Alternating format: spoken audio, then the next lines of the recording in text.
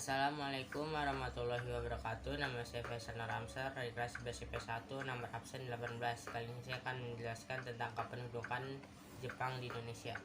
Tangan bangsa Jepang ke Indonesia secara singkat.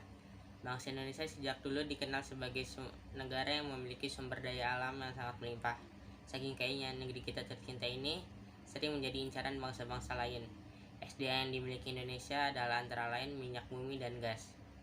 Dan logam-logam berharga lainnya seperti emas, batu bara, perak, tembaga, nikel, dan juga timah. Saat Jepang menginvasi Indonesia, negeri kita ini masih menjadi negara yang di bawah penjajahan Belanda. Singkat cerita nih, pada tahun 1940 saat Perang Dunia Kedua berkecamuk, Belanda sedang menduduki Nazi dari Jerman.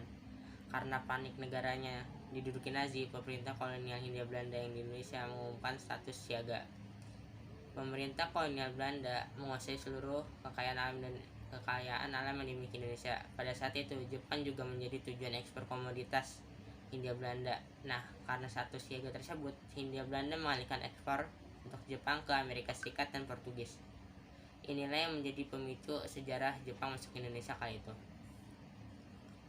Jepang khawatir tidak bisa memenuhi kebutuhan bahan bakar untuk perang dan industrinya. Sementara itu, di tanah sama, Jepang juga mulai merencanakan penaklukan Asia Tenggara dalam rangka ekspansi sumber daya alam, khususnya untuk pemenuhan ketersediaan bahan bakar, kebutuhan perang, dan industri. Indonesia menjadi salah satu tujuan utama ekspansi Jepang untuk pemenuhan SDA. Tujuan utama Jepang menduduki Indonesia adalah menguasai sumber-sumber daya alam, terutama minyak bumi, guna potensi perang Jepang serta menduduki industrinya. Jawa dirancang sebagai pusat penyediaan bagi seluruh operasi militer di Asia Tenggara dan Sumatera sebagai pasokan minyak utama. Sejarah Jepang masuk ke Indonesia. Pada tanggal 11 Januari 1942, tentara Jepang dan Angkatan Lautnya yang kurang lebih berjumlah 20.000 orang mendarat di pantai timur wilayah Tarakan, Kalimantan Timur. Begitu tiba di Tarakan, Jepang disambut oleh tentara Belanda yang sudah menduduki wilayah itu. Belanda yang tidak terima tentu menyerang pasukan Jepang sehingga terjadilah pertempuran singkat.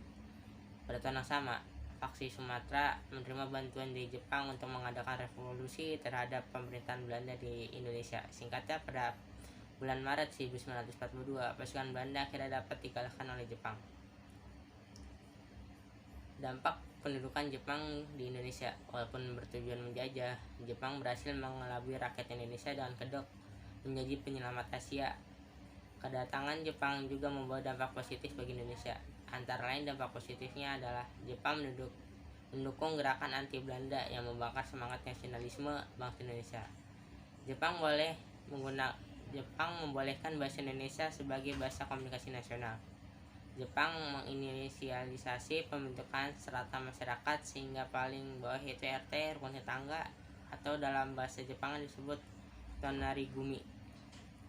Jepang mendekati pemimpin nasional Ir Soekarno untuk memobilisasi dukungan rakyat Indonesia. Jepang ikut mengunggah rakyat membentuk BPUPKI dan PPUPKI sebagai persiapan kemerdekaan Indonesia. Jepang juga menginisialisasi pendirian koperasi dan sekolah untuk kepentingan rakyat Indonesia. Budaya Jepang yang disiplin diperkenalkan dalam kegiatan upacara bendera di Indonesia. Tentara Jepang bersedia melatih dan mempersiapkan pemuda Indonesia awalnya untuk kepentingan Jepang, tapi akhirnya dipergunakan pemuda ini untuk melawan Jepang sendiri. Nah, selain ada dampak negatif, ada juga dampak negatifnya. Jepang ke Indonesia. Selain dampak positif, kedatangan Jepang juga membawa kerugian besar bagi Indonesia. Antara lain, Jepang menguasai daerah strategis yang dianggap penting, sehingga Jepang melakukan kesewenang-wenangan kepada rakyat. Banyak rakyat Indonesia mengalami siksaan fisik, penahanan tanpa alasan, hingga hukuman mati. Jepang menerapkan sistem kerja paksa, yaitu Romusa.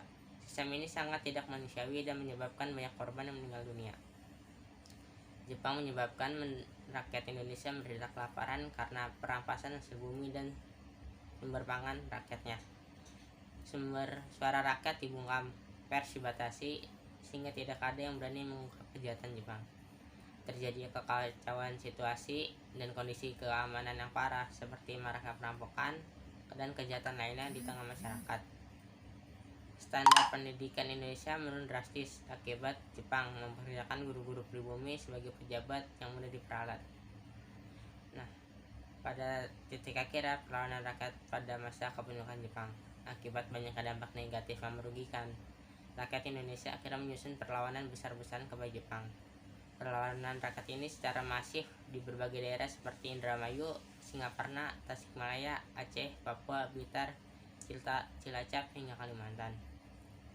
Perlawanan rakyat nggak cuma dilakukan secara fisik, gerakan bawah tanah pun dilancarkan untuk memperoleh informasi dengan menyusup ke basis pertahanan Jepang di Indonesia.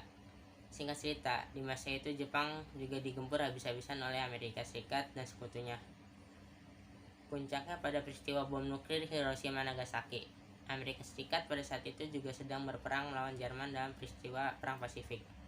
Perang tersebut juga berpengaruh pada gerakan kemerdekaan negara-negara di Asia Timur termasuk Indonesia. Pada akhirnya Jepang menyerah pada tanggal 15 Agustus 1945, menandai berakhirnya Perang Dunia Kedua. Nah, itulah ringkasan dari kependudukan Jepang di Indonesia.